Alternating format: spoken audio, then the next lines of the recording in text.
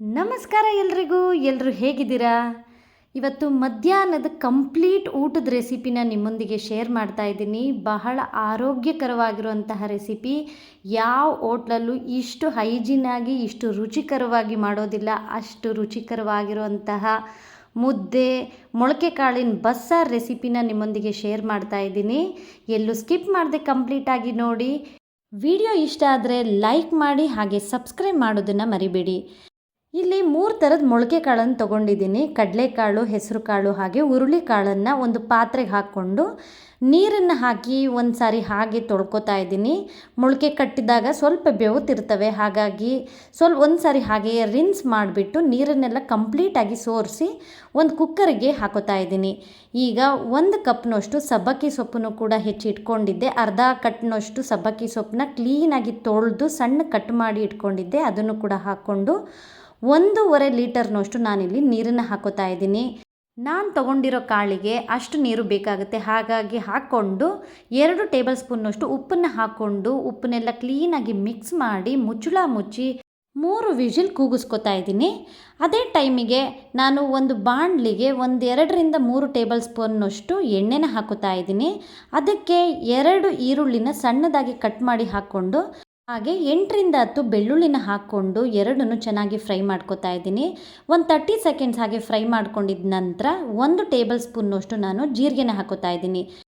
ಬಸ್ಸಾರು ಆಗಿರೋದ್ರಿಂದ ಸ್ವಲ್ಪ ಜಾಸ್ತಿನೇ ಜೀರಿಗೆನ ಬಳಸಿದ್ದೀನಿ.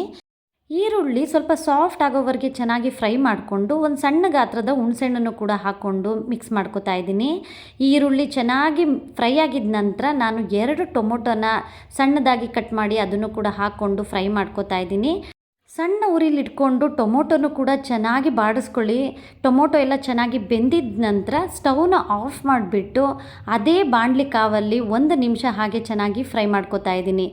ನಂತರ ಸ್ವಲ್ಪ ಕೊತ್ತಂಬರಿ ಸೊಪ್ಪು ಹಾಗೆ ಅರ್ಧ ಕಪ್ನಷ್ಟು ಕಾಯಿ ತುರಿನ ಹಾಕ್ಕೊಂಡು ಫ್ರೈ ಮಾಡಲ್ಲ, ಸ್ವಲ್ಪ ಹಾಗೆ ಮಿಕ್ಸ್ ಮಾಡ್ಕೊತಾ ಇದ್ದೀನಿ. ಈರುಳ್ಳಿ ಟೊಮೊಟೊ ಜೊತೆ ಎಲ್ಲದನ್ನು ಚೆನ್ನಾಗಿ ಮಿಕ್ಸ್ ಮಾಡಿಕೊಂಡು ಇದನ್ನು ಕಂಪ್ಲೀಟಾಗಿ ತಣ್ಣಗಾಗೋಕ್ಕೆ ಬಿಟ್ಬಿಡಿ. ಇದನ್ನು ಗ್ರೈಂಡ್ ಮಾಡ್ಕೋಬೇಕಾಗತ್ತೆ, ಹಾಗಾಗಿ ಕಂಪ್ಲೀಟಾಗಿ ಕೂಲ್ ಆಗೋಕ್ಕೆ ಬಿಟ್ಬಿಡಿ. ಕಾಳನ್ನ ಬೇಯೋಕೆ ಇಟ್ಕೊಂಡಿದ್ನಲ್ಲ, 3 ವಿಜಿಲ್ ಕೂಗಿ ಆರಿದೆ ಕೂಡ. ಈಗ ನೋಡಿ ಕಾಳೆಲ್ಲ ಚೆನ್ನಾಗಿ ಬೆಂದಿದೆ. ಈಗ ಇದನ್ನು ನೀರನ್ನೆಲ್ಲ ನಾವು ಬಸ್ತಿಟ್ಕೋಬೇಕಾಗತ್ತೆ. ನೀರನ್ನು ಮತ್ತು ಕಾಳನ್ನು ಎರಡನ್ನೂ ಚೆನ್ನಾಗಿ ಸೋರಿಸಿ ಒಂದು ಪಕ್ಕಕ್ಕೆ ಇಟ್ಕೊಂಬಿಡಿ. ಕಾಳಲ್ಲಿ ಸ್ವಲ್ಪನೂ ನೀರಿರಬಾರ್ದು, ಆ ರೀತಿ ಚೆನ್ನಾಗಿ ಬಸ್ತಿಟ್ಕೊಂಬಿಡಿ. ನೀರನ್ನು ಮತ್ತು ಕಾಳನ್ನು ಎರಡನ್ನೂ ಸೆಪ್ರೇಟ್ ಮಾಡಿ ಇಟ್ಕೊಳ್ಳಿ. ನೀರು ಮತ್ತೆ ನಾವು ಬಳಸ್ತೀವಿ, ಹಾಗಾಗಿ ಚೆಲ್ಲಕ್ಕೆ ಹೋಗ್ಬೇಡಿ, ಅದು ಕೂಡ ಬೇಕಾಗುತ್ತೆ. ಈಗ ಈರುಳ್ಳಿ ಟೊಮೊಟೊ ಎಲ್ಲ ಚೆನ್ನಾಗಿ ಆರಿದೆ. ಈಗ ಅದನ್ನು ಮಿಕ್ಸಿ ಜಾರ್ಗೆ ಹಾಕೋತಾ ಇದ್ದೀನಿ. ಬೆಂದಿದ್ದಂತಹ ಕಾಳನ್ನು ಕೂಡ 2 ಸೌಟ್ನಷ್ಟು ನಾನು ಹಾಕೋತಾ ಇದ್ದೀನಿ. ಈ ರೀತಿ ಹಾಕೋದ್ರಿಂದ ಸಾಂಬಾರಿಗೆ ಒಳ್ಳೆ ಟೇಸ್ಟ್ ಬರುತ್ತೆ ಮತ್ತು ದಟ್ಟ ಆಗುತ್ತೆ, ಗಟ್ಟಿ ಆಗುತ್ತೆ. ಈಗ ಇದಕ್ಕೆ 2.5 ಚಮಚದಷ್ಟು ಹುಳಿ ಸಾಂಬಾರು ಪುಡಿನ ಹಾಕ್ಕೊಂಡು ಅದನ್ನು ಕೂಡ ಗ್ರೈಂಡ್ ಮಾಡಿ ಫೈನ್ ಪೇಸ್ಟ್ ಮಾಡಿ ಇಟ್ಕೊಂಡಿದ್ದೀನಿ. ಈಗ ಕುಕ್ಕರ್ಗೆ 2-3 ಟೇಬಲ್ ಸ್ಪೂನಷ್ಟು ಎಣ್ಣೆನ ಹಾಕ್ಕೊಂಡು ಸಾಸಿವೆ ಮತ್ತು ಜೀರಿಗೆನ ಹಾಕ್ಕೊಂಡು ಸಾಸಿವೆ ಜೀರಿಗೆ ಎಲ್ಲ ಚಟಪಟ ಅಂತ ಸಿಡ್ದಿದ ನಂತರ 4-5 ಬೆಳ್ಳುಳ್ಳಿ ಕರಿಬೇವನ್ನು ಹಾಕ್ಕೊಂಡು ಹಾಗೆ ಒಣಮೆಣಸಿನ್ಕಾಯನ್ನು ಕೂಡ ಹಾಕ್ಕೊಂಡು ಚೆನ್ನಾಗಿ ಫ್ರೈ ಮಾಡ್ಕೊತಾ ಇದ್ದೀನಿ. ನಂತರ ಖಾರ ರುಬ್ಬಿಟ್ಕೊಂಡಿದ್ನಲ್ಲ ಅದನ್ನು ಕೂಡ ಹಾಕ್ಕೊಂಡು ಮಿಕ್ಸಿ ಜಾರ್ಗೆ ಸ್ವಲ್ಪ ನೀರನ್ನು ಹಾಕಿ ಅದರಲ್ಲಿರುವಂಥ ಮಸಾಲೆ ಎಲ್ಲದನ್ನು ಚೆನ್ನಾಗಿ ಅಲ್ಲಾಡಿಸ್ಬಿಟ್ಟು ಆ ನೀರನ್ನು ಕೂಡ ಹಾಕ್ಕೊಂಡು ಕ್ಲೀನಾಗಿ ಒಂದು ಸಾರಿ ಮಿಕ್ಸ್ ಮಾಡಿ ಮುಚ್ಚಳ ಮುಚ್ಚಿ ಕುದಿಯೋಕೆ ಬಿಟ್ಬಿಡಿ. ಈಗಲೇ ಉಪ್ಪನ್ನು ಹಾಕಕ್ಕೆ ಹೋಗ್ಬಿಡಿ. ಖಾರ ಕುದಿಯೋ ಹೊತ್ತಿಗೆ ನಾನಿಲ್ಲಿ ಬಾಣಲಿಗೆ 4-5 ಟೇಬಲ್ ಸ್ಪೂನಷ್ಟು ಎಣ್ಣೆನ ಹಾಕ್ಕೊಂಡು ಅದಕ್ಕೂ ಸಾಸಿವೆ ಮತ್ತು ಜೀರಿಗೆನ ಹಾಕ್ಕೊಂಡು 2 ಚಟಪಟ ಅಂತ ಸಿಡ್ದಿದ ನಂತರ 4-5 ಬೆಳ್ಳುಳ್ಳಿ ಒಣಮೆಣಸಿನ್ಕಾಯಿ ಹಾಗೆ ಕರಿಬೇವನ್ನು ಹಾಕ್ಕೊಂಡು ಕ್ಲೀನಾಗಿ ಫ್ರೈ ಮಾಡ್ಕೊತಾ ಇದ್ದೀನಿ. 30 ಸೆಕೆಂಡ್ಸ್ ಹಾಗೆ ಫ್ರೈ ಮಾಡ್ಕೊಂಡಿದ್ದ ನಂತರ 2 ಈರುಳ್ಳಿನ ಸಣ್ಣದಾಗಿ ಹೆಚ್ಚಿಬಿಟ್ಟು ಹಾಕೋತಾ ಇದ್ದೀನಿ. ಈರುಳ್ಳಿ ಎಲ್ಲ ಚೆನ್ನಾಗಿ ಫ್ರೈ ಮಾಡ್ಕೊಳ್ಳಿ. ಈರುಳ್ಳಿ ಎಲ್ಲ ಸಾಫ್ಟ್ ಆಗಿದ್ದ ನಂತರ ಒಗ್ಗರಣೆಗೆ ಮಾತ್ರ 1 ಟೇಬಲ್ ಸ್ಪೂನ್ನಷ್ಟು ಉಪ್ಪನ್ನು ಹಾಕೋತಾ ಇದ್ದೀನಿ. ಕಾಳಿಗೆ ಮೊದಲೇ ಬೇಯಿಸೋ ಟೈಮ್ನಲ್ಲೇ ಉಪ್ಪನ್ನು ಹಾಕ್ಕೊಂಡಿದ್ದೆ, ಹಾಗಾಗಿ ನಾನು ಮತ್ತೆ ಜಾಸ್ತಿ ಉಪ್ಪನ್ನು ಹಾಕೋತಾ ಇಲ್ಲ. ಬರೀ ಒಗ್ಗರಣೆ ಪೂರ್ತಿ ಅರ್ಧ ಟೇಬಲ್ ಸ್ಪೂನಷ್ಟು ಉಪ್ಪನ್ನು ಹಾಕ್ಕೊಂಡು ಹಾಗೆ ಕೊತ್ತಂಬರಿ ಸೊಪ್ಪನ್ನು ಹಾಕ್ಕೊಂಡು ಕ್ಲೀನಾಗಿ ಮಿಕ್ಸ್ ಮಾಡ್ಕೋತಾ ಇದ್ದೀನಿ.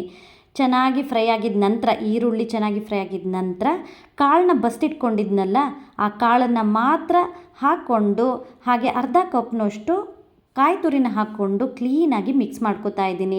ಕಾಳಲ್ಲೇ ಉಪ್ಪಿರುತ್ತೆ, ಜಾಸ್ತಿ ಉಪ್ಪು ಹಾಕಕ್ಕೆ ಹೋಗಬೇಡಿ, ನೋಡಿಕೊಂಡು ಉಪ್ಪು ಹಾಕ್ಕೊಳ್ಳಿ. ಕ್ಲೀನಾಗಿ ಮಿಕ್ಸ್ ಮಾಡಿಕೊಂಡು ಮುಚ್ಚಿ ಅದನ್ನು ಪಕ್ಕಕ್ಕಿಡಿ. ಈಗ ಪಲ್ಯ ರೆಡಿ ಆಯಿತು. ಇಲ್ಲಿ ಸಾರು ಕೂಡ ನೋಡಿ ಖಾರ ಎಲ್ಲ ಚೆನ್ನಾಗಿ ಕುದ್ದಿದೆ. ಈಗ ಬಸ್ತಿಟ್ಕೊಂಡಿದ್ದಂತಹ ನೀರನ್ನು ನಾನಿಲ್ಲಿ ಹಾಕೋತಾ ಇದ್ದೀನಿ.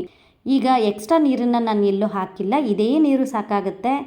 ಸ್ವಲ್ಪ ತೆಳುವಾಗೇ ಇರಬೇಕು ಬಸ್ಸಾರು, ಜಾಸ್ತಿ ಗಟ್ಟಿನೂ ಇರಬಾರ್ದು.